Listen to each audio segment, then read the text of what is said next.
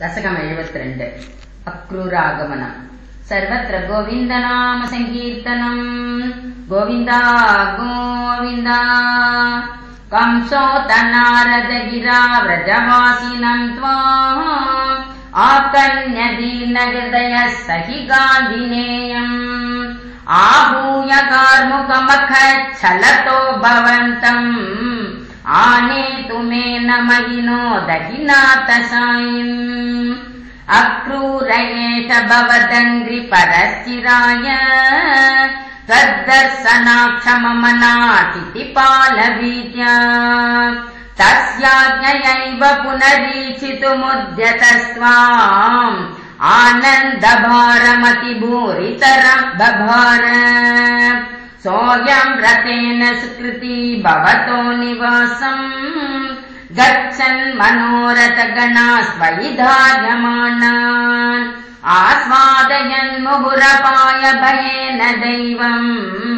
सम्प्रार्थयन् पतिन किञ्चिदपि व्यजानात् द्रक्ष्यामि वेदशतगीतगतिम् पुमांसम् प्रक्ष्यामि किं स्विदपि नाम परिष्वजेयम् किं वक्ष्यते स खलु मां क्वनु वीचितः स्यात् इत्थम् निनाय स भवन्मयमेव मार्गम् भूयक्रमादभिविशन् भवदङ्घ्रिपूतम् वृन्दावनम् अरविरिञ्च सुराभिवन्द्यम् आनन्दमग्न इव लग्न इव प्रमोहे किं किं दशान्तरमवापन पङ्कजाक्ष पश्यन्न वन्दत भवद्विहृतिस्थलानि पांसुष्वेष्टत भवच्चरणाङ्कितेषु किं ब्रूमहे बहुजनादि तदापि जाता एवं तु भक्तितरला विरला परात्मन् सायं स गोपभवनानि भवच्चरित्र गीतामृत प्रसृत कर्णरसायनानि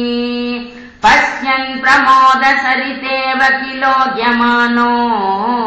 गच्छन् भवद्भवन सन्निधिमन्वयासीत् तावद्ददर्श पशुदोग विलोकलोलम् भक्तोत्तमागतिमिव प्रतिपालयन्तम् भूमन् भवन्तमयमग्रजवन्तमन्तः ब्रह्मानुभूतिरससिन्धुमिवोद्भवन्तम् सायन्तनाप्लव विशेष विविक्तगात्रौ द्वौ पीतनीलरुचिराम्बरलोभनीयौ नातिप्रपञ्चधृतभूषण चारुवेशौ मन्दस्मिताद्रवदनौ सयुवां ददर्श दूराद्रता समवरुध्य नमन्तमेनम् उत्थाप्य भक्तकुलमौलिमतोपगूहन् हर्षान्विताक्षरगिरा कुशलानुयोगी पाणे प्रगृह्य सबलोतगृहम् निनेत नन्देन साकर्णमिताब्दर मर्चयित्वा तम् यादवम् तदुदिताम् शमय्यवार्ताम् गोपेषु भूपतिनिदेश कथाम् निवेद्य नानाकथाभिविगतेन निशामनैषी चन्द्रागृहे किमुत चन्द्रभगागृहेनु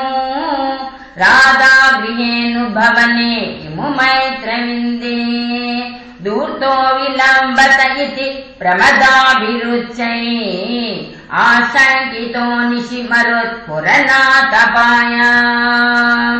सर्वत्र गोविन्दनाम संकीर्तनम् गोविन्दा गोविन्दा।